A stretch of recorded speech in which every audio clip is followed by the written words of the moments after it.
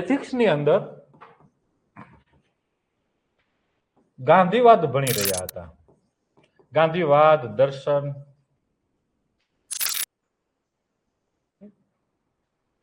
હવે એક વાદ શબ્દ ઉપરથી યાદ આવ્યું.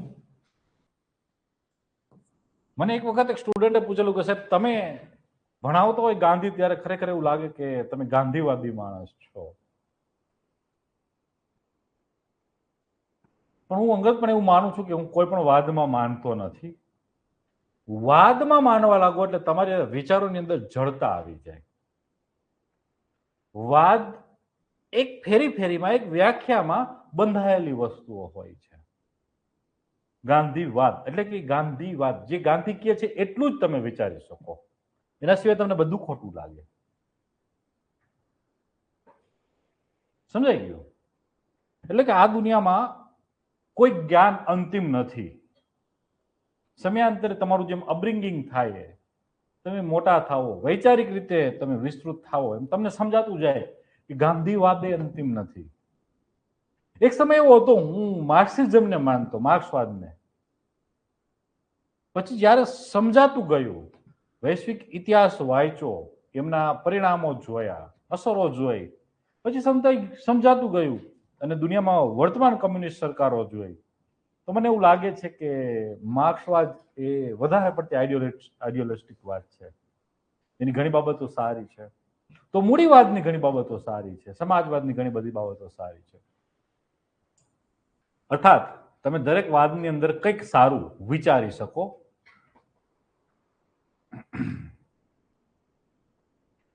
આવી જ વાત તમે કદાચ ઇતિહાસમાં વાંચેલું હશે. અકબરના સમયમાં એક ધર્મ બનેલો હતો, દિને ઇલાહી, સર્વ ધર્મ સમન્વય, જેને કહેવાય કે બધામાંથી સારા તત્વો લઈને એમાં મૂકેલું હતું. તો આ ઉદાહરણ છે કે લખવા જેવું છે.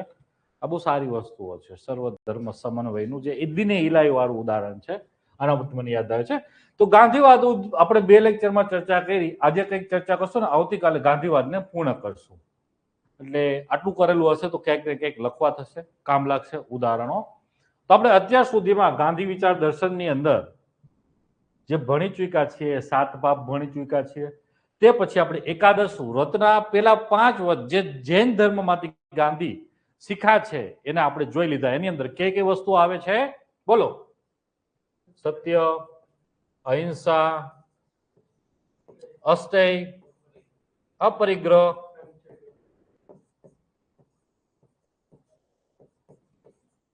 અને બ્રહ્મચર્ય. આ ઉપરાંત આપણે ગઈકાલે ચર્ચા સત્ય અને અહિંસા ભેગું થઈને સત્યાગ્રહ બ્રહ્મ એના ઉપર પણ કરેલી હતી. હા, એ સિવાયના 5 પ્લસ બીજા 6 છે એની આજે આપણે ચર્ચા કરીએ. ચલો બોલો, ગઈકાલે મેં તમને કીધેલા હતા. સ્વદેશી, સર્વધર્મ સંભાવ,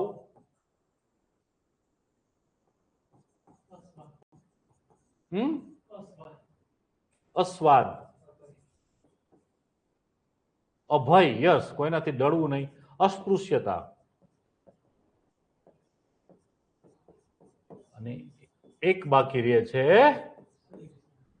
શારીરિક શ્રમ. તો ચલો જોતા જઈએ છે. પેલું જ ઉપાડીએ, સર્વધર્મ સંભાવ.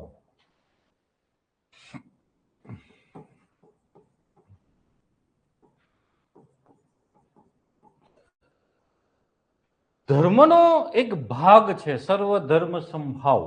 ગાંધીના ધર્મમાં ગાંધીએ સર્વધર્મ સંભાવ સમજાવેલું છે. તો થોડું ગાંધી માટે ધર્મ શું હતો થોડીક ચર્ચા કરીએ. તો સેવા પરમો ધર્મ એને ગાંધી માનતા. ધર્મ એક. ગાંધી માટે ધર્મ એ પોતાના કર્તવ્યનું પાલન, સર્વ કર્તવ્ય પાલન, કે તમને જે કર્તવ્ય મળ્યું છે એનું તમારે પાલન કરવાનું છે. ગાંધી આ સર્વધર્મ કર્તવ્ય અથવા સર્વ કર્તવ્ય પાલનની અંદર વર્ણ વ્યવસ્થાની વાત કરે છે. અને ગાંધી વર્ણ વ્યવસ્થા એ જન્મના આધારે જે મનુસ્મૃતિમાં લખેલી છે એવી વ્યવસ્થાને માને છે. હવે ગાંધીનો તર્ક એવો હતો કે તમે જે જ્ઞાતિની અંદર જન્મા છો, તમે નજીકથી જે વ્યવસાય જોયો છે એ વ્યવસાયને સરળતાથી તમે શીખી શકો, અપનાવી શકો. ગાંધીનો તર્ક આવો હતો વર્ણ વ્યવસ્થા ઉપર, અને તમે એ વ્યવસ્થાને આગળ વધાવી શકો. સામે પક્ષે જ્યારે ગાંધીનો વિરોધ કરવામાં આવ્યો કે ગાંધી આ વર્ણ વ્યવસ્થામાં કેમ આવી વર્ણ વ્યવસ્થામાં માને છે, ત્યારે ગાંધી કહેતા કે મારે મન દરેક કામ છે એનું સમાન મૂલ્ય છે.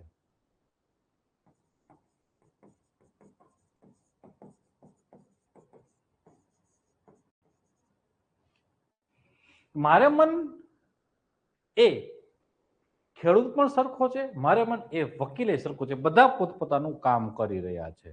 કોઈ ઊંચો નથી, કોઈ નીચો નથી. એટલે એ જ સમયે કામ, જ્યારે એ સમયની વાત છે, ગાંધીના સમયની વાત છે, તો કામ એ વર્ણ વ્યવસ્થાના આધારે વેચાયેલું હતું. ક્ષત્રિય, બ્રાહ્મણ, શુદ્ર અને વૈશ્ય બધાને પોતપોતાના કામ હતા. એટલે એ વર્ણ વ્યવસ્થાના આધારે જાતિવાદ ફેલાઈ રહ્યો હતો. એટલે લોકો ગાંધીનો વિરોધ, ને આમાં વર્ણ વ્યવસ્થા સામે એક આખી ચર્ચા છે, ડિબેટ છે, ગાંધી વર્સિસ આંબેડકર. એકવાર યુપીએસસી ક્વેશ્ચન પણ પૂછી નાખ્યો હતો કે ગાંધી અને આંબેડકરના વિચારોમાં ક્યાં ભિન્નતા જોવા મળે છે, ચર્ચા કરો. યુપીએસસી નો ક્વેશ્ચન પણ છે. આપણે ક્યારેક નિબંધની ચર્ચા તો આંબેડકરવાદ ભણશું ત્યારે ગાંધીની સાથે ચર્ચા કરી લેશું. કારણ કે આંબેડકરવાદ ભણશું એનું કારણ છે કે સામાજિક ન્યાયની જ્યારે ચર્ચા કરવાના છે ત્યારે આંબેડકર વિના સામાજિક ન્યાયની ચર્ચા અધૂરી છે. તમારા પરીક્ષાના પેપરની અંદર સામાજિક ન્યાય ક્યાંક ને ક્યાંક તમારે લખવાનો થશે, કેસ સ્ટડીમાં, નિબંધમાં, બધે. તો થોડું આપણે આંબેડકરવાદ પર પણ ચર્ચા કરશું. ચલો, તો સર્વ કર્તવ્ય પાલન, બધા પોતપોતાના કર્તવ્યનું પાલન કરે. આ ઉપરાંત ગાંધી ધર્મની વાત આવે છે, એમાં સાધન સાધ્ય શુદ્ધિની વાત પણ કરે છે. આપણે આગળ આના ઉપર ચર્ચા કરી ગયા છે. જે વિદ્યાર્થી મિત્રો હમણાં જોડાયા છે, આગળનો એક લેક્ચર લાઈવ સેક્શનમાં પડ્યો હશે, જોઈ લેજો. બીજા કે ત્રીજા દિવસનો લેક્ચર છે. એના પછી આત્મશુદ્ધિ, ધર્મની અંદર ગાંધી આત્મશુદ્ધિની વાત કરતા, અને આત્મશુદ્ધિ અર્થાત ઉપવાસ, પછી પ્રાર્થના, આત્મનિરીક્ષણ, આ બધી વસ્તુનું કહેતા. અઠવાડિયામાં એક દિવસ આત્મનિરીક્ષણનો રાખવો જોઈએ ગાંધી કહેતા. તો આ બધું ગાંધીનો ધર્મ છે. અને ધર્મની અંદર ગાંધી સર્વધર્મ સમભાવ, એના ઉપર આપણે ચર્ચા કરીએ છીએ, આમની પણ વાત કરતા. અને છેલ્લે નૈતિકતાની સાથે ધર્મ, આવી પણ વાત કરતા. ટૂંકમાં રાજનીતિમાં ધર્મની આવશ્યકતા.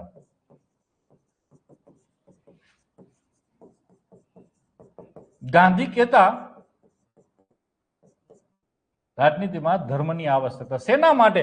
તો રાજકારણીઓ એ આખી વ્યવસ્થા છે, એ વ્યવસ્થા એક નૈતિક સ્તરે ચાલે, અને ધર્મ નૈતિકતા શીખવે છે એવું ગાંધી કહે છે. એટલા માટે ગાંધી યસ રાજનીતિનો, દેશનો એક ધર્મ હોવો જોઈએ એના પક્ષમાં. તો બંધારણ સભામાં ડિબેટ થાય છે ને ગાંધી વતી ઘણા બધા તર્ક રાખ્યા છે. અને છેલ્લે અહીંયા આપણે બિન સાંપ્રદાયિકતા અપનાવીએ છીએ.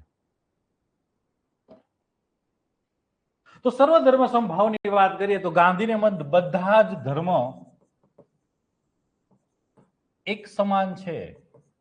કોઈ ધર્મ ઊંચો નથી, કોઈ ધર્મ નીચો નથી. અર્થાત Hindu is equal to Muslim, is equal to Christian, is equal to Jainism, is equal to Buddhism, is equal to Jyotish. બધા જ ધર્મ સમાન છે. અને ગાંધી કહેતા કે ધર્મ શું, શા માટે છે? તો ઈશ્વર સુધી પહોંચવાનો રસ્તો છે. ધર્મ અલગ અલગ માર્ગ છે.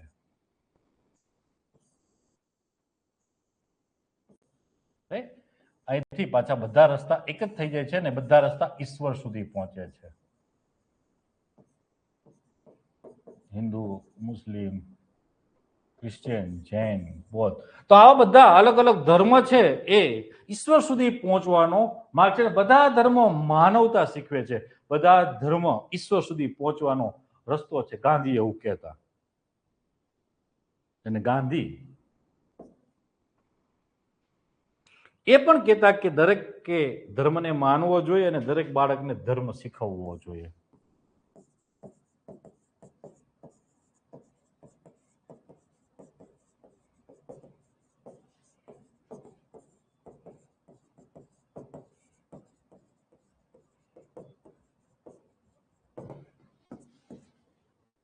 પછી ચર્ચા કરીએ. હવે એ સમયે ખાસો મુદ્દો ચાલતો હતો ધર્માંતરણનો.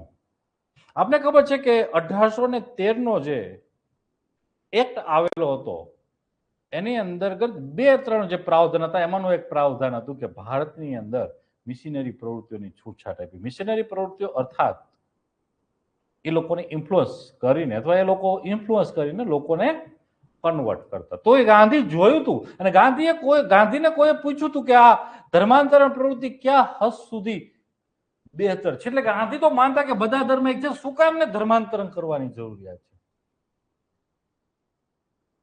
એટલે ગાંધી કહેતા કે ધર્માંતરણ નિરર્થક છે, બકવાસ બાબત છે.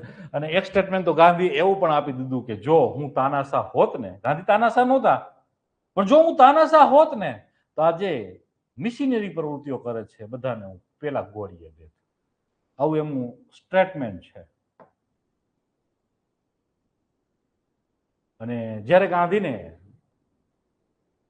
સેક્યુલરિઝમ વિશે પૂછવામાં આવ્યું, ધર્મનિરપેક્ષતા વિશે પૂછવામાં આવ્યું, તો ગાંધીએ કીધું કે ધર્મનિરપેક્ષતા એ નિરર્થક છે.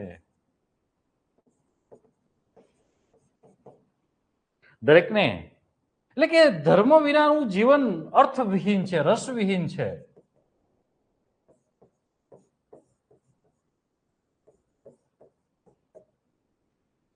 માણસના જીવનમાં ધર્મ વિના રસ રહેતો નથી.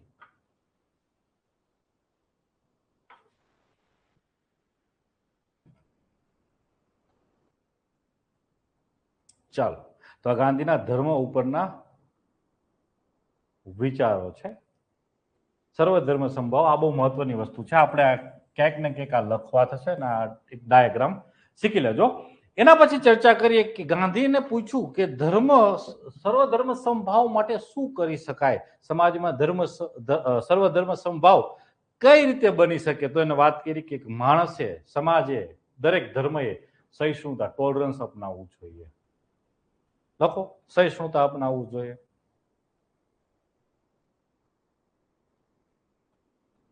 એના પછી વાત કરી કે સર્વધર્મ સદભાવની ભાવના લાવવી જોઈએ, જેને આપણે હાર્મની કહીએ છીએ.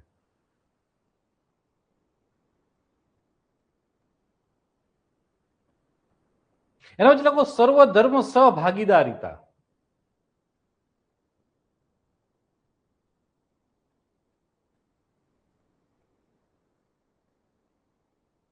અને કીધું કે સર્વધર્મ સમન્વય. સર્વધર્મ સમન્વય અર્થાત બધા ધર્મના સારા તત્વો લઈને એક ધર્મ બનાવવો અથવા એવી માનવ ધર્મ બનાવવો. એમની વાત છે જે અકબરના સમયમાં બની ગયેલો છે. કબીરદાસે પણ એમના ઉપર કલ્પના કરીને ગયા છે. અકબરના સમયમાં દીને ઇલાઈ અને બિરબલ પેલો વ્યક્તિ હતો જેમને આ ધર્મ અપનાવેલો હતો. તો ઉદાહરણ લખવા જેવા છે. હવે આ વસ્તુ સ્પેસિફિક મારે બોલવા પાછળનું કારણ એ હતું કે જ્યારે તમને યુનિફોર્મ સિવિલ કોડની ચર્ચા કરવામાં આવે છે કે પર્સનલ લો છે એ ડાયલ્યુટ થાય અને એક દેશ માટે કોમન લો બને, પણ એ કોમન લો પર્સનલ બાબતમાં કેવી રીતે બને, કયા ધર્મને પ્રાથમિકતા આપવામાં આવે. તો દરેક ધર્મના સારા તત્વો સર્વધર્મ સમન્વય થકી કરી શકાય છે. એ ક્યાંક એની આજુબાજુમાં તમારે ક્યાંક લખવાનો થાય, જીએસના ક્વેશ્ચનની અંદર યુનિફોર્મ સિવિલ કોડ, ઇંગ્લિશના નિબંધની અંદર, ગુજરાતીમાં કે ક્યાંય લખવાનો થાય તો આ લખી શકાય છે, એની સાથે લિંક કરી શકાય છે. ચલો, આજે સર્વધર્મ સમભાવની શું જરૂરિયાત છે?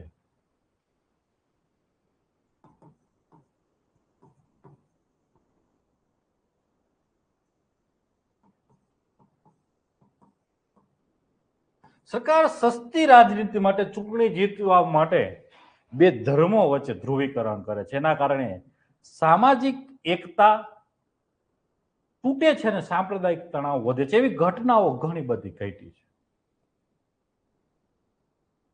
એવા ઘણા દંગાઓ થયા છે. ગોધરા કાંડ, મુઝફ્ફરપુર નગર દંગા,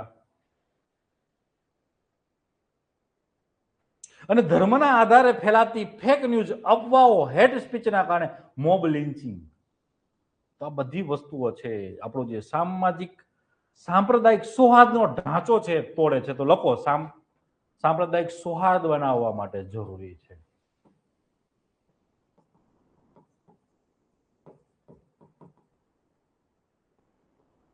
પછી યુનિફોર્મ સિવિલ કોડની મેં વાત કરી, અહીંયા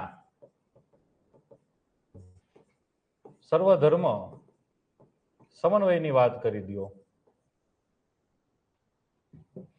પછી તમને ખબર હશે કે આપત્તિના સમયમાં લોકો ધર્મ ભૂલી જાય છે અને માનવતાને આગળ કરે છે. એવી તો ઘણી ઘટનાઓ છે. કોરોના કાળમાં ગુરુદ્વારાઓ ચાલતા હતા. મોરબી બ્રિજ તૂટે છે. હું મોરબી પૂર આવવાની વાત નથી કરતો, ડેમ તૂટવાની વાત. મોરબી બ્રિજ તૂટે છે. હું મોરબીથી બિલોંગ કરું છું, મેં નજીકથી જોયેલું છે. ત્યારે બ્રિજ તૂટે છે અને એ બ્રિજની સામે જ એ મુસ્લિમ સમુદાયના ઘર છે. જ્યારે ખબર પડે છે ત્યારે યુવાનો કૂદી પડે છે, ત્યારે જોતા નથી કે હિન્દુ છે મુસ્લિમ છે. તાજેતરમાં જ હમણાં કદાચ 10 દિવસ પહેલા જ દિલ્હીની અંદર એક એવી ઘટના ઘટી ગઈ કે ઉપર બિલ્ડિંગમાં હોટલમાં ફાયરિંગ થાય છે, ફાયર થાય છે, આગ લાગે છે અને લોકો કૂદી રહ્યા હોય છે. ત્યારે એક મુસ્લિમ બિરાદર કે વેપારી 5-7 લાખના ગાદલાઓ નીચે પાથરી દે છે, લોકોની જાન બચે છે. તો લોકો આ જરૂરી છે કે આવા આપત્તિ કાળમાં બચાવ અર્થે તો એની અંદર ઘણા બધા જે ગુરુદ્વારાઓ ચાલે છે. પછી અમે ઘટના કીધી, મોરબી બ્રિજ ઘટના,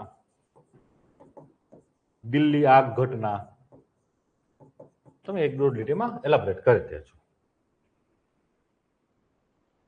સોશિયલ મીડિયામાં એક જવાબદારીતા માટે આ જરૂરી છે, કારણ કે હેટ સ્પીચ ચરમ પર છે. સોશિયલ મીડિયા અને મીડિયા બંનેમાં આ મીડિયાનું કામ પણ આજે એક ડિવાઈડ કરવાનું કામ થઈ રહ્યું છે. કદાચ તમને ખ્યાલ હોય કે ના હોય, 4 કે 5 વર્ષ પહેલા આજ તક ચેનલ ઉપર એ લોકો વાર્ષિક સભા હોય, સાહિત્યિક સભા એવી ચાલે છે એમને પ્રોગ્રામ. એની અંદર એક સ્ટેન્ડઅપ કોમેડિયન છે વરુણ ગ્રોવર. તમે વરુણ ગ્રોવર થી કદાચ એમ નહીં ઓળખો, પણ એ ઓલી વેબ સિરીઝ છે મુન્નાભાઈ વાળી, કઈ છે નામ, મિર્ઝાપુરનો રાઇટર, એ જ વરુણ ગ્રોવર. એમને બોલાવવામાં આવે છે સાહિત્યિક સભાની અંદર. અને વરુણ ગ્રોવર રિસર્ચની સાથે આવે છે કે સોશિયલ મીડિયા અને મીડિયા હેટ સ્પીચ ફેલાવવાનું કેટલું કામ કરી રહ્યું છે. ત્યારે પ્રાઇમ ટાઈમ સાંજે 9 કલાકે બધી જ ચેનલોમાં સાંજે પ્રાઇમ ટાઈમ આવે. એના એ 30 દિવસના પ્રાઇમ ટાઈમનું એનાલિસિસ કરીને આવે છે. એમાંથી 27 ઘટનાઓ હિન્દુ મુસ્લિમ ઉપર પ્રાઇમ ટાઈમ થયો. તો આ વસ્તુ ડિવાઈડ કરે છે. તો યસ, એ હેટ સ્પીચથી બચવા સર્વધર્મ સમભાવ છે, એ ડિવાઈડ ધ્રુવીકરણથી બચવા માટે જરૂરિયાત છે. એના પછી વહીવટી ક્ષેત્રમાં ક્યાં જરૂર છે? તમે સરકારની અંદર જશો તો તમે એક ધર્મના અધિકારી નથી, તમે દરેક ધર્મના દરેક તબક્કાના અધિકારી છો. તો અહીંયા પણ જરૂર પડશે. અને આ આજે જોવા મળે છે. કદાચ તમે સચિવાલયની અંદર જાઓ ને તો કાર્ટેલાઇઝેશન સચિવાલયના ગૃહ વિભાગમાં આ જ જ્ઞાતિના અધિકારીઓ, હોમ જીએડીમાં આ જ જ્ઞાતિના અધિકારીઓ, આવી બધી વસ્તુઓ દરેક થાય છે. તો એનાથી બચવા માટે લખો, અધિકારી દરેક ધર્મના છો. ન્યાય તંત્રની અંદર સેમ જ કે સૌના માટે ન્યાય છે, કોઈ એક ધર્મને અન્યાય ના થવો જોઈએ. એમાં પણ સર્વધર્મ સમભાવની આવશ્યકતા છે. કાર્યસ્થળ પર તમે જે કામ કરશો ત્યાં જુદી જુદી જ્ઞાતિ ધર્મના લોકો હશે જ. તો એ સાથે મળીને વાતાવરણ સૌહાર્દમય બની રહે, કાર્યની ઇફિશિયન્સી, કાર્યક્ષમતા વધે, એ માટે ભાઈચારો, એ માટે બધાના તહેવાર સેલિબ્રેશનની જરૂરિયાત છે.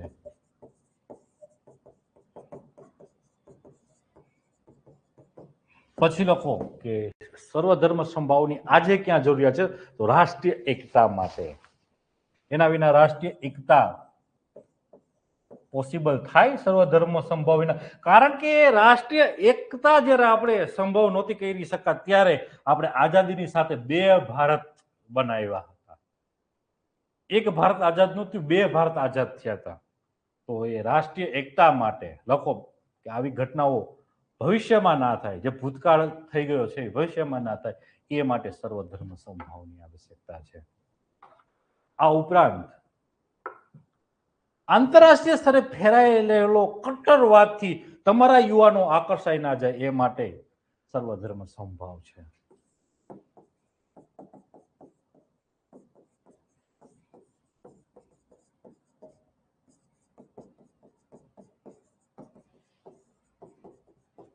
આતંકવાદ કે કટ્ટરવાદ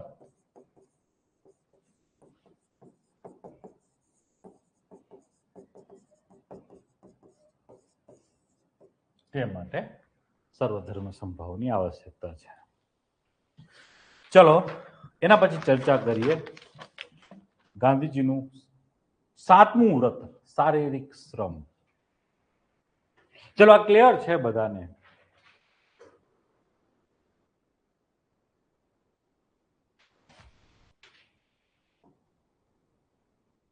ઓનલાઈન વાળા વિદ્યાર્થી મિત્રો જોડે જોડે લખતા જજો. હોપ સો ક્લિયર છે આ ટોપિક. સર્વધર્મ સંભાવ એ ધર્મનો એક ગાંધી ભાગ માને છે. બધા ધર્મ સમાન છે. દરેકે ધાર્મિક હોવું જોઈએ. બાળકને ધાર્મિકતા શીખવવી જોઈએ. ધર્મ શીખવવો જોઈએ. કારણ કે ધર્મથી સેવા આવશે, ધર્મથી માણસની અંદર મૂલ્યો આવશે, ધર્મથી માણસની અંદર નૈતિકતા આવશે.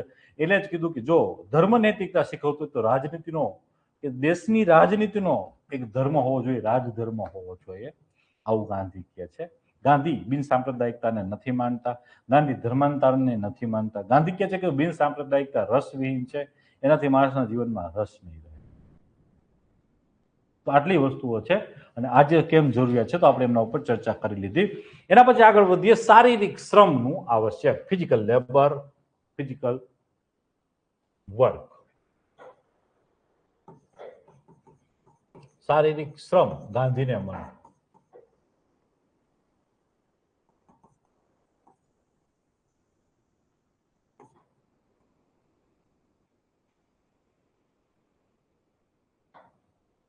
એટલે ગાંધી કહેતા કે દરેક માણસે કંઈક શ્રમ કરવો જોઈએ, એ જ એમના જીવનનું એક નૈતિક કર્તવ્ય છે.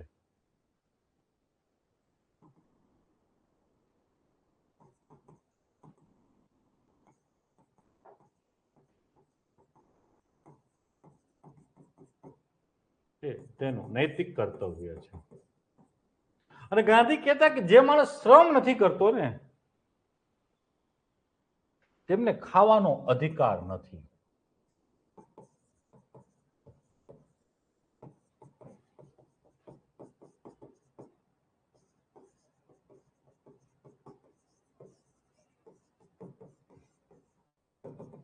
અને જો કોઈ માણસ શ્રમ વિના ખાય છે તો તે કોઈનું જૂટવીને ખાઈ રહ્યો છે.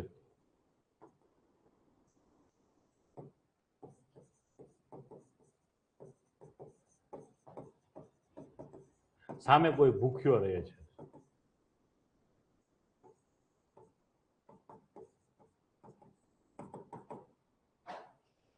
તમને એસ્પેરાન્ટોને ગાંધી વઢે છે.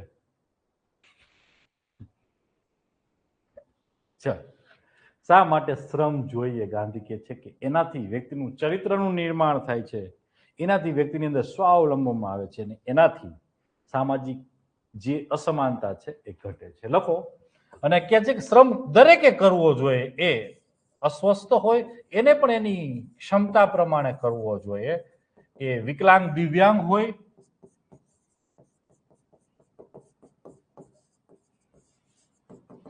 તેમને પણ ક્ષમતા પ્રમાણે શ્રમ કરવો જોઈએ. અને શા માટે એ શારીરિક શ્રમની વાત કરે છે તો એ વાત કરે છે કે શારીરિક શ્રમ થકી એક સ્વાવલંબન આવે છે. શારીરિક શ્રમ થકી સામાજિક અસમાનતા ઓછી થાય છે.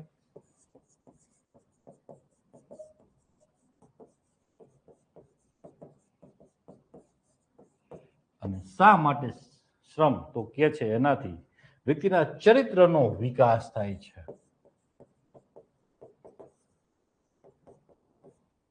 એ જમીન સાથે જોડાયેલો રહે છે.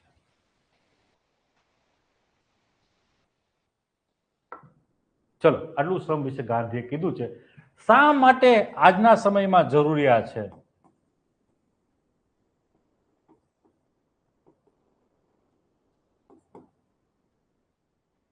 તો સારું સ્વાસ્થ્ય જાળવવા, સરકારે ફિટ ઇન્ડિયા મુવમેન્ટ ચાલુ કરી છે. સરેરાશ ભારતીયનું સ્વાસ્થ્ય સારું નથી. સારું સ્વાસ્થ્ય જાળવવા માટે એના પછી આજે આપણી જીવનશૈલી સરેરાશ લોકોની બેઠાડું જીવનશૈલી થઈ ગઈ છે. તો બેઠાડું જીવનશૈલી સામે પ્રતિકારના ભાગરૂપે 1 કલાક શ્રમ કરો.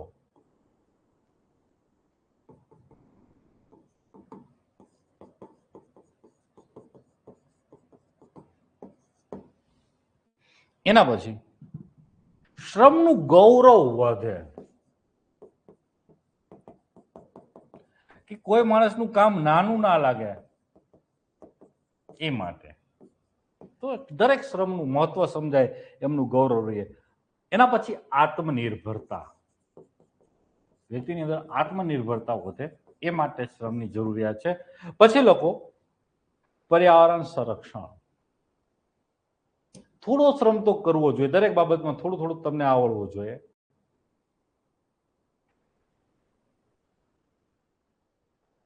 રસોઈ બાબતમાં મારા ભાઈ પ્રિયર આટો દેવા જાય એટલે મને પૂછે જાય ત્યારે તમે શું જમવાનું કરશો? થઈ રહેશે, એટલું તો આવડે છે, એટલું તો શીખા છીએ. અને કોરોનામાં 3 મહિના મમ્મીને રાંધવાની રસોઈ ઉપર રજા આપી દીધી હતી.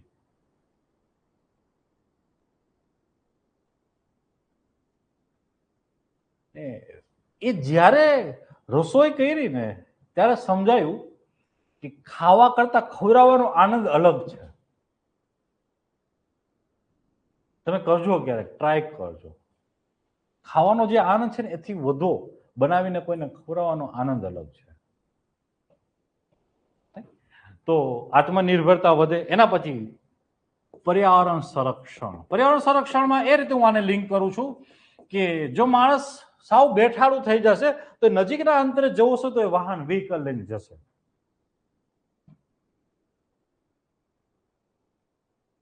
હું મારી પાસે ટાઈમ હોય એટલે હું સરેરાશ લગભગ ઘરેથી ચાલીને જાઉં છું અને ચાલીને જ જાઉં છું.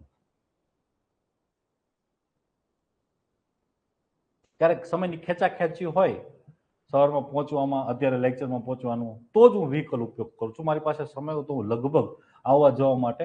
તો એનાથી વાહન એટલે આપણે જે પરિવહન છે, ટૂંકા અંતરનું જે પરિવહન છે એ વાહન સિવાય થશે અને કાર્બનનું એમિશન ઓછું થશે. લોકો એના તો ઘણા ફાયદા છે. આપણે ક્રૂડ બહારથી મંગાવીએ છીએ, ક્રૂડ ઓછું આયાત કરવું પડશે, ઘણા બધા ફાયદા છે.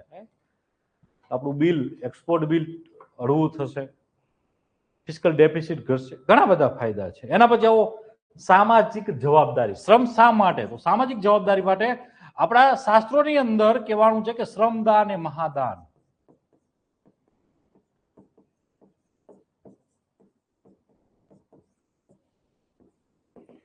અમે આજે પણ ગામડે સાતમ આઠમના વેકેશનમાં જઈએ ને તો સરેરાશ કાઠિયાવાડની અંદર સાતમ આઠમમાં જુગાર રમવાનો એક મોટો માહોલ હોય છે.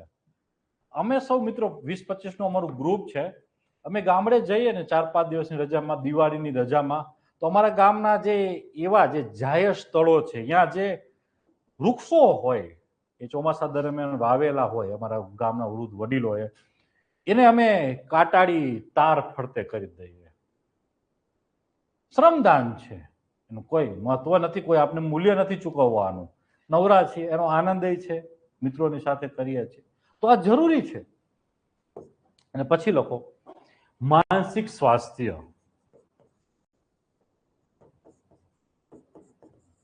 જે વ્યક્તિ ફિઝિકલ એક્ટિવિટી વધુ કરે છે એ બેચેન ઓછો બને છે. તમે ટ્રાય કરજો કે તમે ગમે એટલા એન્ઝાયટીમાં છો, તમે કલાક ખુલ્લી હવામાં ચાલીને આવશો એટલે એન્ઝાયટી તમારી ઓછી થઈ જશે. સાયકોલોજીસ્ટ, સાયકેટ્રિક એમના પછીનું લેવલ છે, એ દવાથી જ કામ પતે. જ્યારે સાયકેટ્રિકનું લેવલ આવે, પેલું આવે થેરાપીનું લેવલ, સાયકોલોજીસ્ટનું લેવલ હોય. તો એ તમને જ્યારે તમે એન્ઝાયટી ડિપ્રેશન અનુભવી રહ્યા છો ત્યારે સાયકોલોજીસ્ટ તમને પેલું કામ કહેશે કે રોજ અડધી કલાક ચાલો. તો ફિઝિકલ એક્ટિવિટી જેમ વધશે એમ માનસિક સ્વાસ્થ્ય સારું રહેશે. લખો, એમની સાથે લિંક થાય છે. સોરી,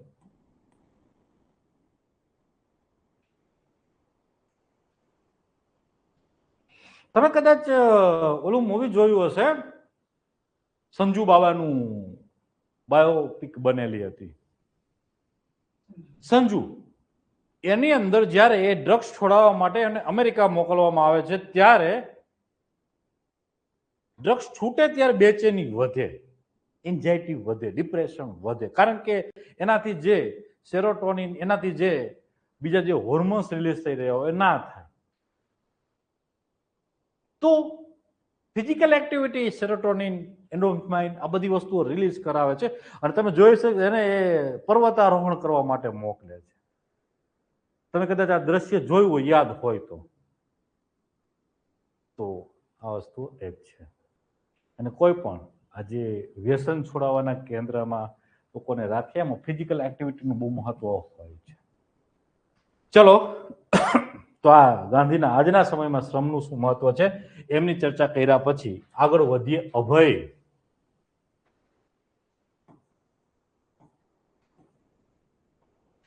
કોઈથી ડરવું નહીં.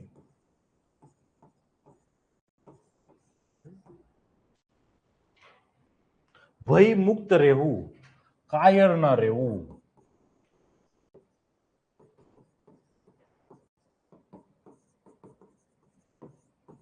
આ બાબતે તું ગાંધીનો દીવાનો છું. અભયની બાબતે તું ગાંધીનો દીવાનો છું. એ બ્રિટન કેવડી મોટી સત્તા, કેટલા દેશોમાં એમનું શાસન, અને શુક્લકડી એવડા શાસનને ડગાવી મૂકે છે. તમે કલ્પના કરો, આપને એક કોન્સ્ટેબલ થી ફાટી પડે છે. સત્તા માટે, સત્તાના સંસાધનોમાં એક કોન્સ્ટેબલ થી આપણી ફાટી પડે છે, અને એ માણસ એવડી સત્તા સામે ઉભો રહી જાય છે.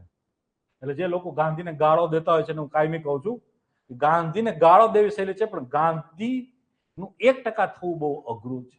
કેવડી મોટી સત્તા. તમે બ્રિટનની વાત કરો, અત્યારે અમેરિકા જે છે ને, અમેરિકા કરતા પણ બ્રિટન મોટી સત્તા એટ ધેટ ટાઈમ હતી. મહાની મહાસત્તા, 30-40 દેશોમાં એમનું શાસન હતું. એવડી મોટી સત્તા સામે. અને એ જ્યારે રાઉન્ડ ટેબલ કોન્ફરન્સમાં ગાંધી જાય છે ત્યારે એ કહે છે કે અમારા રાજાને તમે કે આવા એક ધોતડીમાં મળશો કે હાલો સૂટ પહેરો. તો ગાંધી શું કહે છે, ડૈરા વિના, તમે અમને આવા જ રહેવા દીધા છે, તમે અમને અર્ધનગ્ન જ કરી દીધા છે, તો હું મારા દેશનું પ્રતિનિધિત્વ છું. તમારા રાજાને મને મળવું હોય આ વેશે, કે ભારત શું છે એનું પ્રતિબિંબ જોવું હોય તો આવે મળવા. હું તો મળીશ આ જ રીતે, ન મળવું તો કાંઈ નહીં. આ ગાંધીનું અભય છે. અને આપણે અહીં ધારાસભ્ય કે સમાજ સન્માન કરવાનો હોય ત્યાં સૂટ બૂટ ને કાંઈક પહેરીને નીકળી જ જઈએ. એમાં હું તું આપણે બધા આવી જઈએ છીએ. અને જ્યારે અસહકાર પાછું ખેંચાય છે, ગાંધી ઉપર રાજદ્રોહનો ગુનો લાગુ પડે છે, જેને ત્યારે આપણે કહીએ સેડિશન ચાર્જ લાગે છે. અને ગાંધી જ્યારે બોમ્બે, ત્યારે ગુજરાત અલગ રાજ્ય નહોતું, બોમ્બે હાઈકોર્ટમાં જ આપણે અહીંથી કેસો બધા જતા, અને જજ એમને પૂછે છે, ગાંધી તમે આ ગુનો કર્યો, તમને ડર નથી લાગતો, તમને કોઈ રિગ્રેટ નથી થતું? ગાંધી કે કાંઈ કા ડર, હું ખોટો જ નથી, ખોટી તમારી સરકાર છે, તમારા કાનૂનો ખોટા છે, તમારી નીતિઓ ખોટી છે, મારો રસ્તો તો સત્યનો રસ્તો છે. આ કહેવું એના માટે બહુ હિંમત જોઈએ. એ અસહકાર ચોરી ચોરા કાંડ પછી પાછું ખેંચી લેવા માટે કેટલી હિંમત ગાંધીએ કરવી પડી હશે. આખો દેશ રોડ રસ્તા ઉપર હતો, અને ટાઈમ પ્લીઝ કેવું એ સહેલું કામ નથી. એટલી મોટી ઉર્જાને ટાઈમ પ્લીઝ કેવું સહેલું કામ નથી. તો ગાંધી નિડરતા છે, ગાંધીને અભય છે. એટલે ગાંધી કાયમી કહેતા કે ભય એ ગુલામીનું કારણ છે, જ્યારે નિર્ભરતા એ સ્વતંત્રતાનો આધાર છે.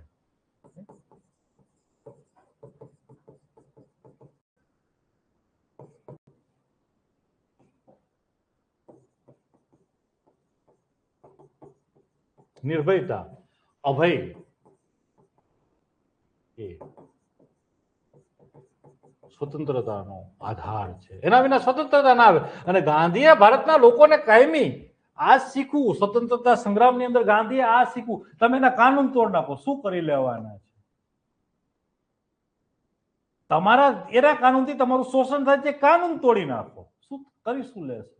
જેલમાં નાખશે, ભલે નાખે, જેલમાં ખાવા દેશે, જેલની બીક કાઢી નાખો, જેલનો ડર કાઢી નાખો. અને ભારતીય રાજનીતિમાં ગાંધીના કાળથી આજ સુધી કહેવાય છે કે જેને જેને જેલનો ડર કાઢ્યો છે એ વ્યક્તિ રાજનીતિમાં ખૂબ સફળ રહ્યા છે. આ ફેક્ટ છે.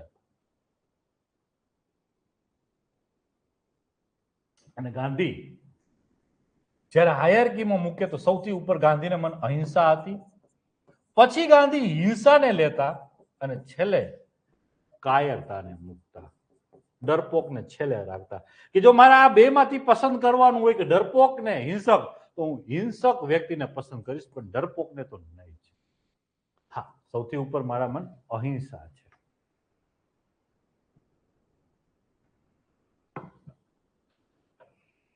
આજના સમયમાં જરૂરિયાતની અંદર ચર્ચા કરીએ તો અભયની ક્યાં જરૂરિયાત છે? તો અસ્તિત્વની લડાઈમાં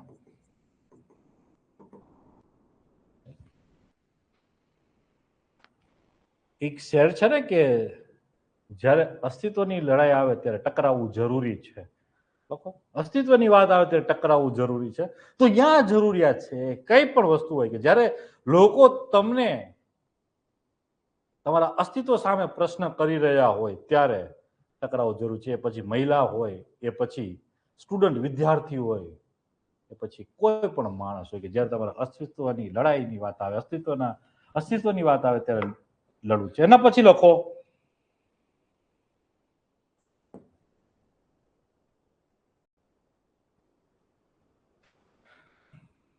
મહિલા સુરક્ષા.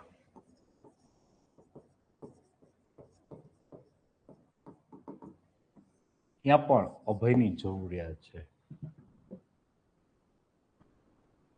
મેં અંગત એવું નોટિસ કર્યું છે કે સ્ત્રીઓ બોલતી ના હોય ત્યાં સુધી તમે એને ડરાવી શકો છો, પણ જ્યારે એક વખત ત્રાળ પાડે ને ત્યારે હારાના હાજા ગગડી જાય છે. મેં આવું 2-3 વખત જોયું છે, જાહેરની અંદર જોયું છે. પાટીદાર અનામત આંદોલનમાં રાજકોટ મેં આ નજરે જોયેલી ઘટના છે કે ટોળું 1000-1500 લોકોનું ટોળું પોલીસને દાદ નહોતું દેતું, ત્યારે ત્યાંના એસપી લેડી સિંઘમ ગંભીર મેડમ ઉતરે છે અને એ ટોળાને ધોકો લઈને ઉતરે છે, 2 મિનિટની અંદર વીખી નાખે છે. મારી કોલેજમાં આ દ્રશ્ય જોયું છે, ઘણી વખત જોયું છે. તો મહિલા સુરક્ષા બાબતે આ જરૂરી છે. એના પછી લખો આજે સોશિયલ મીડિયામાં કેમ જરૂરી છે? Trawling gang.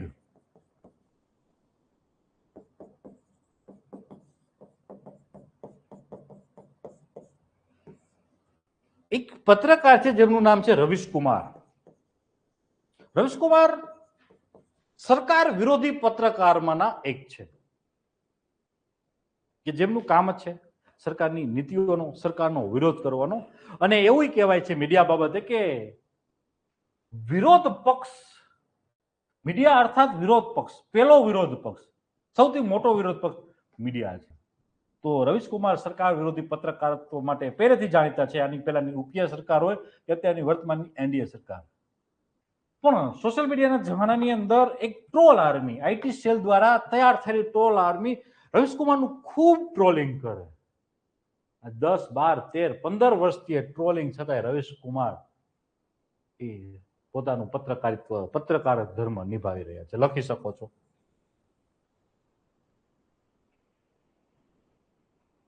એના પછી આવો તમારે વહીવટ, સરકાર અને વહીવટમાં શું જરૂર પડશે? મોટાભાગના અધિકારીઓ ડરપોક છે.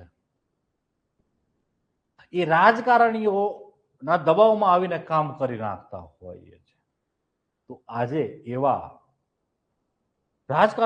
એવા અધિકારીઓની જરૂર છે કે જે અભયનો ગુણ હોય, કિરણ બેદી હોય, સત્યેન્દ્ર કુમાર હોય, એના પછી તમે લખી શકો છો 46-47 સાલ બદલી થઈ હતી એ અશોક ખેમકા હોય, તો બધા છે, લખો. અશોક ખેમકા, કિરણ બેદી,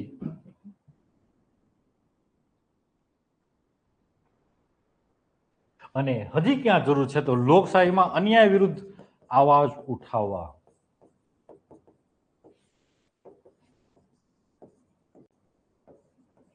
આની અંદર તમે લખી શકો છો મલાલા યુસુફઝઈ, સ્ત્રીઓના અધિકાર, કે લોકશાહીની અંદર સ્ત્રીઓને પણ ભણવાનો અધિકાર મળવો જોઈએ, અને મલાલા યુસુફઝઈને ગોળી લાગી છતાં પણ શિક્ષણના અધિકાર માટે મથી રહ્યા હતા. મલાલા યુસુફઝઈ નોબેલ મેળો, શાંતિનો પીસ પુરસ્કાર એમને મળેલો છે, નોબેલ મળેલો છે. અહીંયા લખી શકો છો મલાલા, અને અહીં પણ લખી શકો છો. અહીં તો કોઈ પણ ચાલશે, પણ મહિલામાં લખી દો. મહિલા સુરક્ષા, મહિલા શિક્ષણ. લોકશાહીની અંદર કઈ ને કઈ બીજા જેની સાથે અન્યાય હોય એવું એકાદ ઉદાહરણ ગોતી લ્યો. અત્યારે ખેડૂત છે,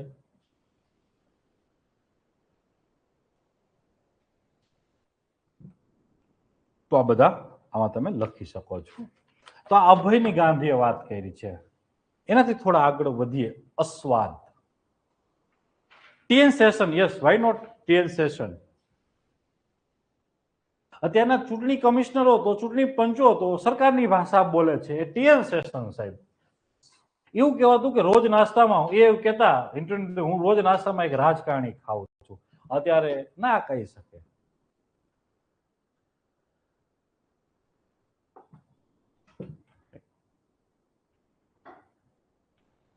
અત્યારના જે વર્તમાન ચૂંટણી કમિશનર છે એ વિરોધ પક્ષ કહે છે એટલાય બાયસ નથી, અને એક બંધારણીય સભાના હેડ હોવા જોઈએ એટલાય તટસ્થ નથી. યસ, બે વચ્ચે છે. ટીએન સેશન સાહેબ તો તટસ્થ કોઈ પણનું ના રાખે, સત્તા પક્ષ હોય, વિપક્ષ હોય, તો એ પણ લખી શકો છો. યસ, એવા નિર્ભય અધિકારીઓની આજે જરૂરિયાત છે. એના પછી લખો આસ્વાદ, અસ્વાદ. ગાંધી બાપુ સંન્યાસ લેવડાવી દેશે, એવી જ બધી વાતો છે ફીકી ફીકી. શારીરિક શ્રમ કરો, લડો, સ્વાદમાં શું રાખ્યું છે, ચલો. એટલે ગાંધી બાપુ કહેતા કે સ્વાદ પ્રતિ અનાસક્તિ રાખો.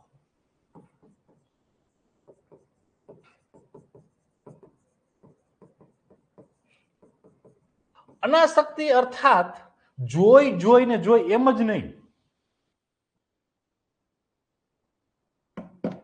હોય તોય ચાલે, ન હોય તોય ચાલે. આસક્તિ અર્થાત એ તમારે જોઈએ જ એવો ભાવાર્થ થાય. એટલે કહેતા કે ગાંધી બાપુ જો અસ્વાદ ને ગાંધી બાપુ બ્રહ્મચર્યથી પણ ઉપર મૂકતા. આહાર જીવવા માટે છે, શરીર ચલાવવા માટે છે.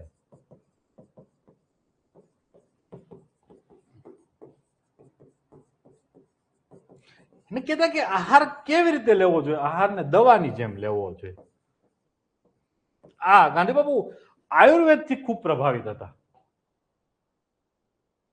એટલે ઘણી વાર કહેવાય છે કે ગાંધી જો સારા રાજકારણી ના હોત, ગાંધી રાજપુરુષ ના હોત, ગાંધી રાજકારણી ના હોત, તો ગાંધી સારા ડોક્ટર તો હોત. એ 78 વર્ષની ઉંમરે પણ ગાંધી, તમે એમની ઉર્જા જુઓ. જ્યારે એમની હત્યા થઈ ત્યારે એમની ઉંમર 78 વર્ષ હતી. એ સમયગાળામાં ગાંધી અહીંથી અહીં રોજ ભાગદોડ કરતા. મોદી સાહેબ પાસે તો હેલિકોપ્ટર છે, પ્લેન છે અહીંથી અહીં જવા માટે. એટલે ભારતીય રાજનીતિમાં ગાંધી જેવી ઉર્જા અત્યારે નરેન્દ્ર મોદી સાહેબ પાસે છે ભાગદોડ કરવા માટે. તો એ સારા ડોક્ટર તો હોત, અને એને એટલા આયુર્વેદના પ્રયોગો પોતાના ઉપર કરેલા હતા. એમાંથી એક કન્ક્લુડ કર્યું છે કે આયુર્વેદ કહે છે કે આહારને દવાની જેમ લેવો જોઈએ. ને ગાંધી બાપુએ એક સરસ મજાનું કોટ પણ આપ્યું છે કે મન પર વિજય મેળવવાનો માર્ગ જીભ પર સંયમથી શરૂ થાય છે.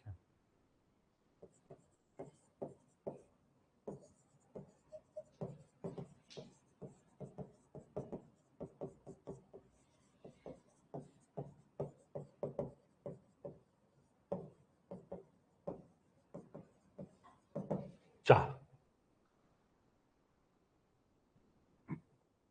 આજના સમયમાં શું જરૂરિયાત છે, ભારતના પરિપ્રેક્ષ્યમાં ચર્ચા કરીએ તો અસ્વાદની શું જરૂરિયાત છે, તો લખો બિનચેપી રોગ.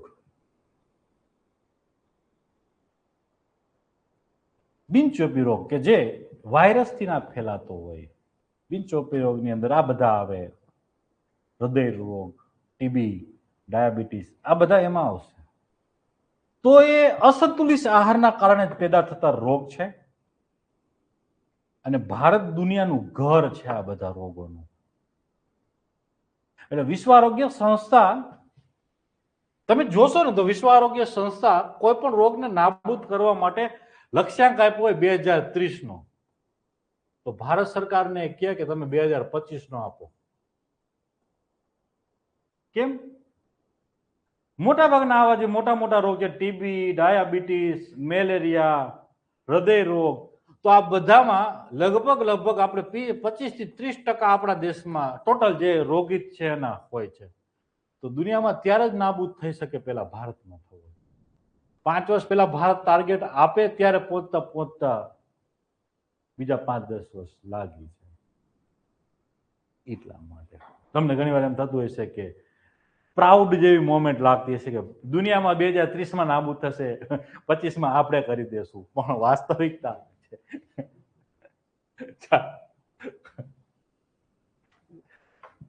તો આ બિનચેપી રોગોનું ભારત ઘર છે.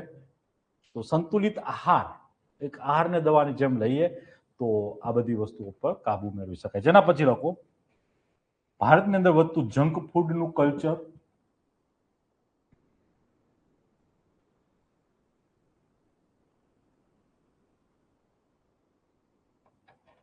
અન્નનો બગાડ.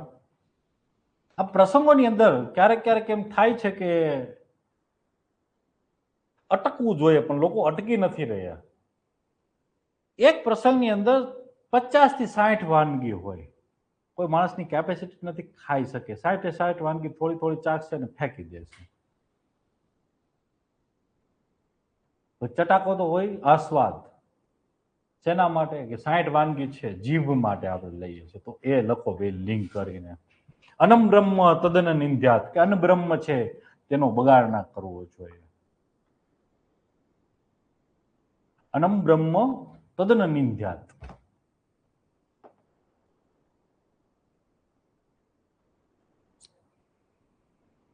આ ઉપરાંત માનસિક સ્વાસ્થ્ય માટે પણ આહાર શૈલી બહુ મહત્વ ધરાવતી હોય છે. જેટલું તમે તામસી પ્રકૃતિનું ભોજન લેશો એટલો સ્વભાવ પણ તમારો તામસી હોય છે. અને જીવનશૈલીમાં સુધાર માટે પણ આ સ્વાદની જરૂરિયાત છે. કહેવાય છે કે જેવો આહાર એવો વિહાર, એવી જીવનશૈલી.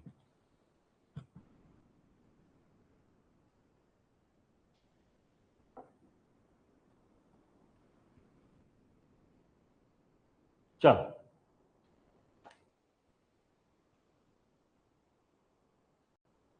એના પછી આવો સ્વદેશી. આ બહુ મહત્વના છે. આગળ મેં ચર્ચા કર્યો સર્વધર્મ સંભાવ એ દરેક જગ્યાએ લખી શકાશે, કેસ સ્ટડીમાં, નિબંધમાં, એથિક્સમાં.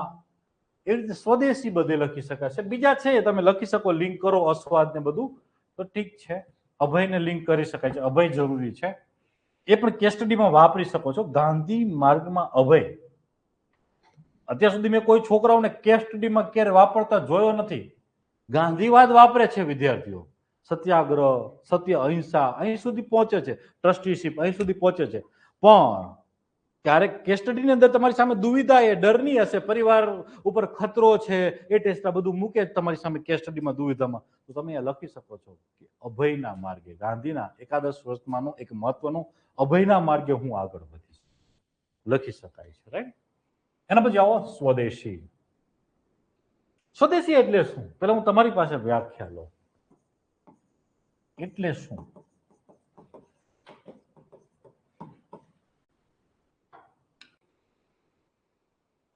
જેવો અન્ન એવું મન. યસ, એ છે ને, જેવું અન્ન એવું ઓડકાર, જેવું અન્ન એવું મન.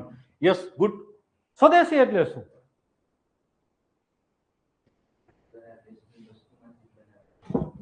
આપણા દેશના નાગરિકો દ્વારા આપણા દેશની બાઉન્ડ્રી, ભૌગોલિક સીમાની અંદર બનાવેલ વસ્તુઓનો વાપરવું કે ઉપભોગ કરવો, તે સ્વદેશી છે. Yes, good.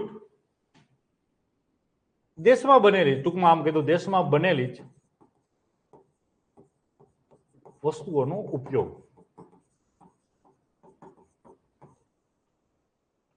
આટલું સ્વદેશી ગાંધીને મન નથી. ગાંધીને મન સ્વદેશી અર્થાત યસ કે પોતાના દેશમાં બનેલી વસ્તુઓ વાપરવાની છે. વિદેશી વસ્તુનો ત્યાગ એ વડીઓએ કરાવતા. એ ત્યાગ ઉપરાંત એક આર્થિક સ્વાવલંબન, આત્મનિર્ભરતા, સ્થાનિક ઉત્પાદન, ગ્રામ વિકાસ અને સાથે સાથે રાષ્ટ્ર પ્રેમ, આ બધી વસ્તુઓનું સંયુક્ત મિશ્રણ જેને ગાંધી સ્વદેશી કહે છે. એટલે આત્મનિર્ભરતા, પછી ગાંધીએ વાત કરી સ્થાનિક ઉત્પાદન, ગ્રામ વિકાસ, આ તો લખવાનું છે, રાષ્ટ્ર પ્રેમ અને આર્થિક સ્વાવલંબન.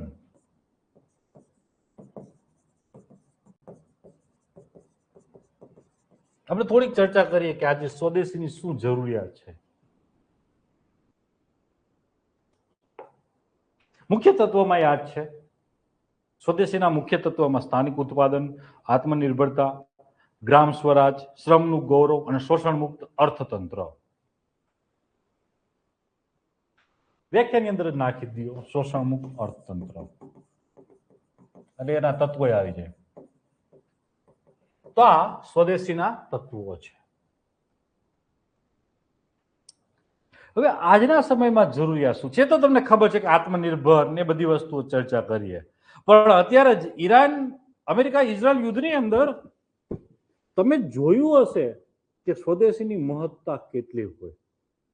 તો જો તમારા દેશમાં ક્રૂડ બનતું હોય તો આંતરરાષ્ટ્રીય સંબંધમાં તમારે ઝૂકવું પડે ખરું. જો એ ઇન્દિરા ગાંધીનું વિઝન હરિયાળી ક્રાંતિ, એ આત્મનિર્ભર ભારત, એ પરમાણુ હોય કે ખાદ્ય સુરક્ષા હોય, એમને પરિપૂર્ણ ના કર્યું તો આપણી હાલત પણ ઈરાન જેવી બની શકે.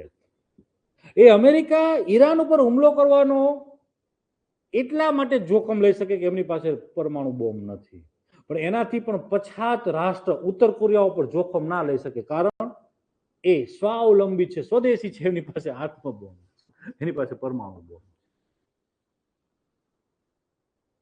આજે ભારત કોઈ પણ રાષ્ટ્રની આંખમાં આંખ નાખીને વાત કરી શકે છે, કારણ કે આપણે ખાદ્ય સુરક્ષા ઉપર અવલંબન નથી રહેવું પડતું, આપણે એવી ઘણી બધી વસ્તુ ઉપર અવલંબન નથી રહેવું પડતું. અને 91 પછી વૈશ્વિકરણના કારણે એક આખા દેશની અંદર એક મોટો મધ્યમ વર્ગ ઉદ્ભવી રહ્યો છે, જેના કારણે દુનિયાના દેશોના જ માર્કેટ દેખાઈ રહ્યું છે. એ માર્કેટ માટે જે સ્તરે આપણી પાસે ઉત્પાદન થવું જોઈએ આજે પણ નથી થઈ રહ્યું, જે સ્કેલમાં જે ભાવે 3A સસ્તું પોસાય શકે તેવું પણ ઉત્પાદન નથી, એટલે આપણે ચીન પાસે જવું પડે વસ્તુઓ. જો ચીન કરી શકે તો ભારત શા માટે નહીં? ચીન જે મદદ કરે છે ભારતે મદદ કરી શકે છે. અમારા મોરબીના એક ઉદ્યોગપતિ, કદાચ તમે નામ સાંભળેલું પણ હોય, ઉદ્યોગપતિનું નામ ના સાંભળેલું હોય પણ એની કંપનીનું નામ સાંભળેલું હોય, અજંતા ઓરપેટ. એ વ્યક્તિ મારી કોલેજમાં એક ફંક્શનની અંદર હાજરી આપે છે ને એમાં એક સરસ મજાની વાત કરે છે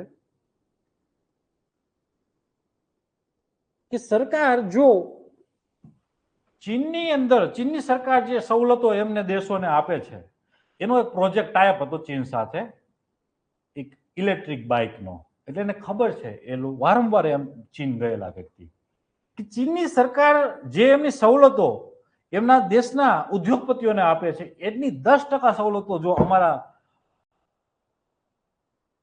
આપણા દેશના સરકાર અમારા દેશના ઉદ્યોગપતિને આપે ને તો આપણે ચીનને હરાવી દઈએ. આ ફેક્ટ છે.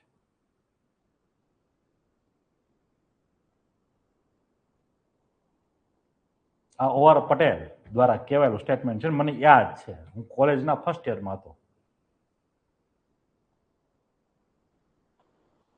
અને વ્યક્તિ એવડી મોટી કંપની બનાવી છે તો કંઈક તો જાણતો હશે પ્રોડક્શન શું છે, અહીંયા પ્રોડક્શન શું છે ને અહીં પ્રોડક્શન શું છે.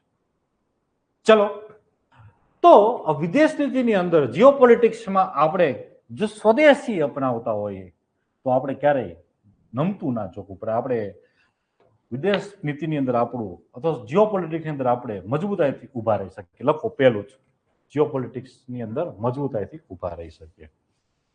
બીજું, સ્વદેશી વસ્તુઓ બનાવતા હોય અને સ્વદેશી વાપતા હોય તો આપણી અર્થતંત્રની મજબૂતી બની રહે.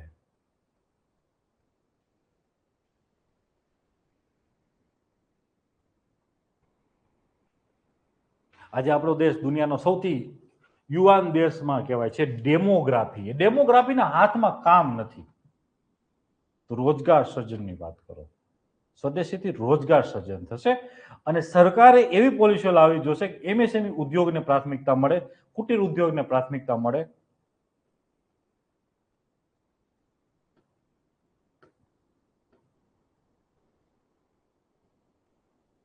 ફૂડ પ્રોસેસિંગ ઉદ્યોગને પ્રાથમિકતા મળે.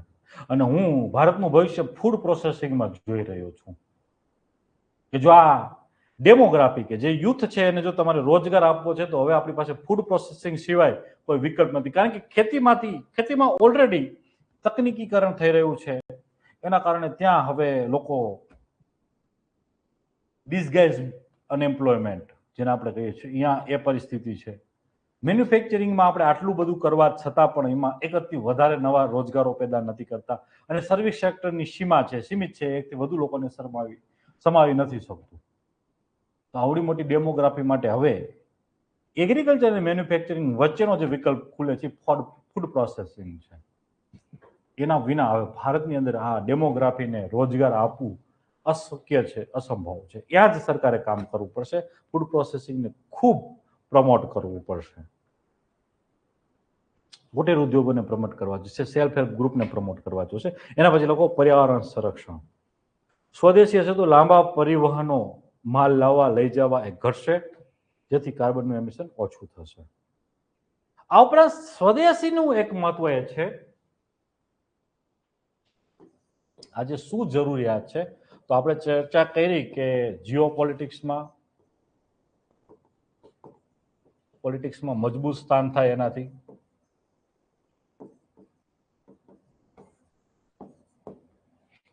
બીજું, સ્વદેશીનો ફાયદો એ છે કે સપ્લાય ચેન ડિસ્ટર્બ થાય છે ત્યારે તમારો રોજગાર ટકી રહે, ઉદ્યોગ ટકી રહે.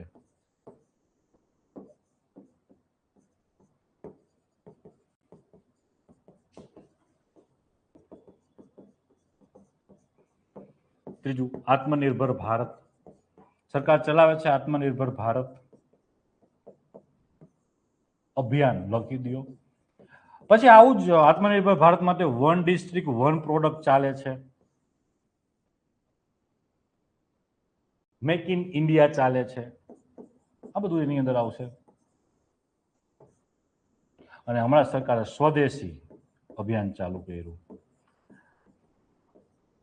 સ્વદેશી અભિયાનની અપીલ વધુ લોકો સુધી આકર્ષી ના શકે એની પાછળ સમાનુભૂતિનો અભાવ હતો. ગાંધી લોકોને અપીલ કરતા તો ગાંધી પહેલા અપનાવતા અને મોદી સાહેબે અપીલ કરી સ્વદેશી અપનાવવાની, પરંતુ સાહેબ જ એ એન્ટિક ઘડિયાળ પહેરીને, એન્ટિક ચશ્મા પહેરીને વિદેશી પ્લેનમાં હરતા ફરતા તો લોકો 2-3 દિવસ ઠીક છે એના ઉપર ચર્ચા કરે પણ લોકો અપનાવે નહીં. ઘણા બધા લોકો એ સમયે કીધું કે અમે આ મર્સિડીઝ છોડી દઈએ છીએ, ત્રીજા ચોથા દિવસે પાછા મર્સિડીઝમાં હરવા ફરવા લાગ્યા. તો એ અપીલ ત્યારે લોકો માને કે વ્યક્તિ એવું અનુકરણ કરે. એના પછી લોકો પર્યાવરણ સંરક્ષણ, રોજગાર સર્જન, પર્યાવરણ સંરક્ષણનો પોઈન્ટ કરી દેજો, લિંક લાંબુ પરિવહન ઘટી જશે. એના પછી આપણે રોજગાર સર્જનની વાત કરી તો સ્વદેશીમાં ખાસ કુટીર ઉદ્યોગ, નાના ઉદ્યોગ, એમએસએમઈ, ફૂડ પ્રોસેસિંગ આ બધા ક્ષમતા ધરાવે છે.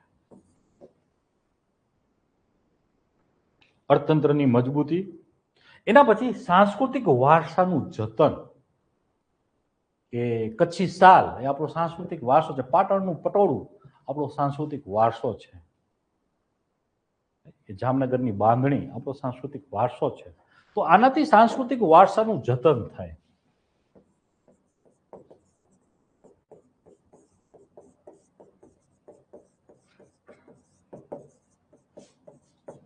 ચાલો,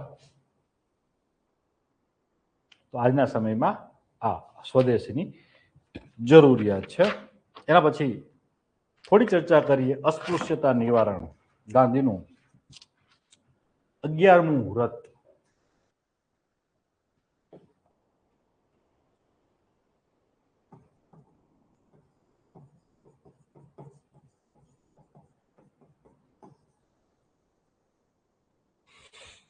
ગાંધી અસ્પૃશ્યતાને પાપ કહેતા, સમાજનું કલંક કહેતા, માનવતાનો વિનાશ કહેતા.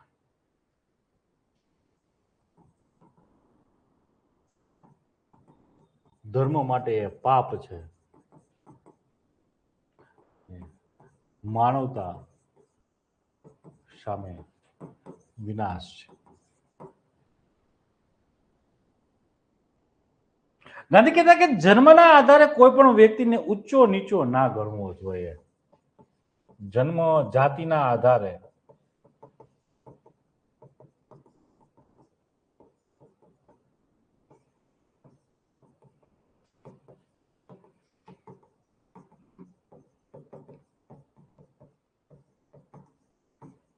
જો કોઈ આવું કરે છે તો એ પાપ કરે છે.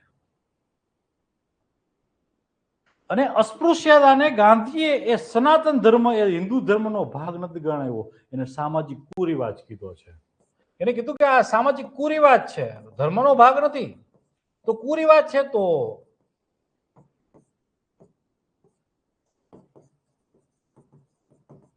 એને દૂર કરી શકાય છે.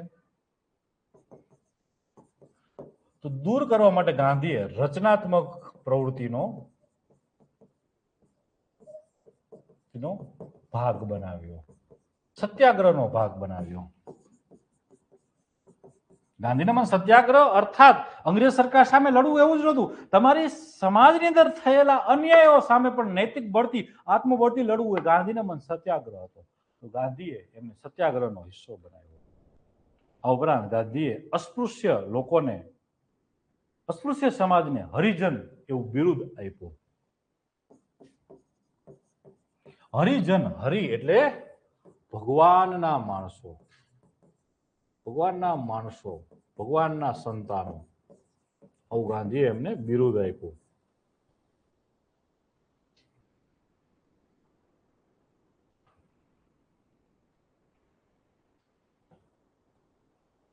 આજના સમયમાં કેમ જરૂરિયાત છે?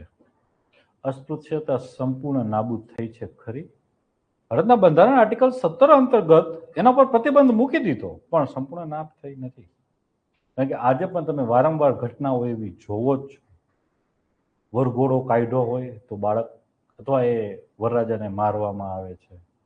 મંદિર પ્રવેશ આજે પણ નથી કરવામાં દેવામાં આવતો.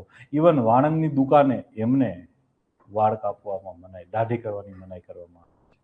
મેન્યુઅલ સ્કેવેન્જિંગ આજે પણ એ સમુદાય એની સાથે સંકળાયેલો છે.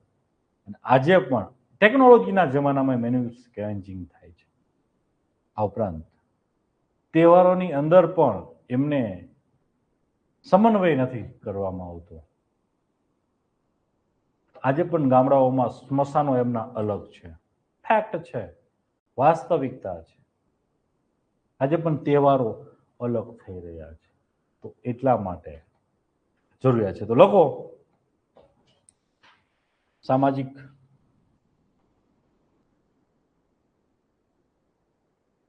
સમાનતા માટે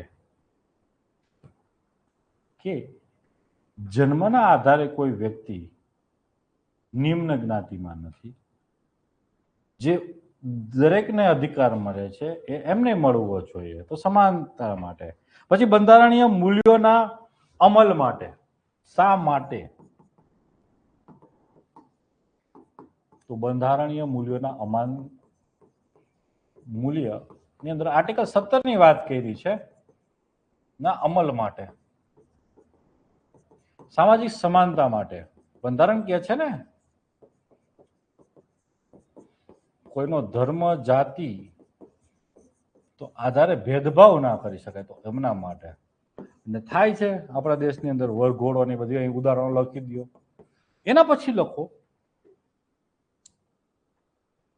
સામાજિક ન્યાય માટે, એમને પણ તક મળવી જોઈએ. સમાજમાં સમાન તક એમને મળવી જોઈએ.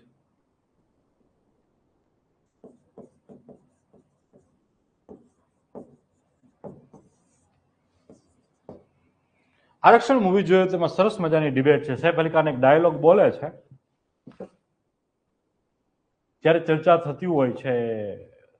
સૈફ અલી ખાન એ મૂવીનો હીરો અમિતાભ બચ્ચનના પક્ષમાં હોય છે કે જે આરક્ષણને પ્રમોટ કરતા હોય છે. ત્યારે સામેનો પક્ષ જે આરક્ષણનો વિરોધી છે એવો તર્ક આપે છે કે તમે અમારી તક ખાઈ જાઓ છો, અમારી ઓપોર્ચ્યુનિટી ખાઈ જાઓ છો. જે અપર ક્લાસનો છોકરાઓ હોય છે કે તમે આટલા ઓછા ટકાએ કે એડમિશનો મેળવી લ્યો છો કે આઈઆઈટીમાં એડમિશન મેળવી લ્યો છો. ત્યારે સૈફ અલી ખાન સરસ મજાનો ડાયલોગ બોલે છે કે અમને અહીં પહોંચવા સુધી જે સંઘર્ષ થયો છે એવો સમાન સંઘર્ષ તમને થયો છે. તમને જે તક મળી છે જીવનમાં, તમને જે સંસાધનો મળ્યા છે અમને મળ્યા નથી. અને એ વાસ્તવિકતા છે, નથી જ મળતા. એક પુરુષને ઉપર જવું અને એક સ્ત્રીને ઉપર જવું બે વચ્ચે ઘણું અંતર છે. સામાજિક સ્તરે સ્ત્રીઓને કેટલા સંઘર્ષોમાંથી ઉપર જવું પડે. પેલો તેને પરિવાર સાથે સંઘર્ષ આવે. અહીં પુરુષને પરિવારથી ધક્કો મારવામાં આવે, પુશ ફેક્ટર કે નીકળ અહીંથી, કંઈક સારા ધંધા રોજગારમાં જા, કંઈક સારી નોકરી માટે કામ કર. સ્ત્રીઓને એ જ ગ્લાસ સીલિંગ તોડવા માટે કેટલા પ્રયાસો પરિવારની અંદર જ કરવા પડે. બેટર તો સેમ એજ સોસાયટી સ્ટ્રક્ચરની અંદર એ નિમ્ન જ્ઞાતિના લોકોને કરવો પડે છે. હે તો સામાજિક ન્યાય માટે લખો. એના પછી માનવ ગૌરવનું રક્ષણ માટે.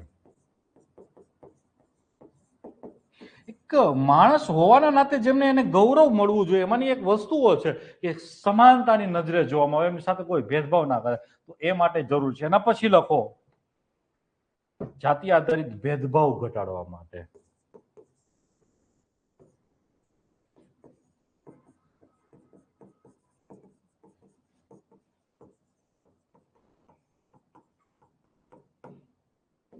અને છેલ્લે લખો સામાજિક સમાવેશી વિકાસ માટે, ઇન્ક્લુઝિવ ડેવલપમેન્ટ માટે. સમાવેશી વિકાસ કે બધાને જોડે રાખીને કામ કરશો, આવા ભેદભાવો છોડી દેશો, ત્યારે જ સમાજનો સમાવેશી વિકાસ થશે.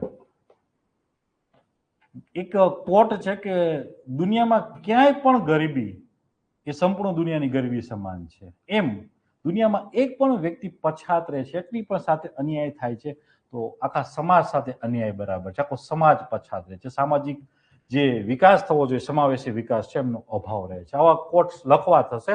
આ મૌલિક કોર્સ છે, તમારે બધા પેપરની અંદર ઉતારવાના છે.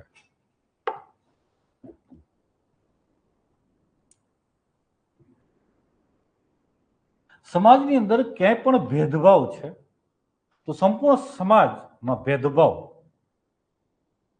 બરાબર છે. એક પણ માણસને જો અન્યાય થાય છે વ્યવસ્થા તરફથી તો સંપૂર્ણ વ્યવસ્થા અન્યાય છે.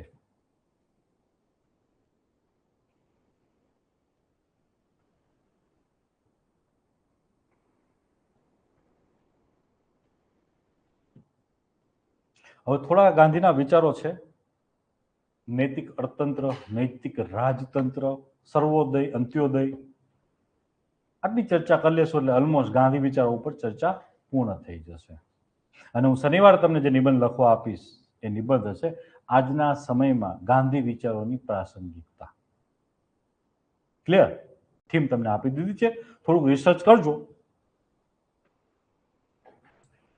મેં 17-18 ડાયમેન્શનથી અલગ અલગ ડાયમેન્શનથી ભણાવેલું છે. યુટ્યુબમાં મારો લેક્ચર પીએસઆઈની બેચમાં ભણાવેલો છે, પડ્યો હશે, જોઈ શકો છો. 2-2.5 કલાકનો હશે.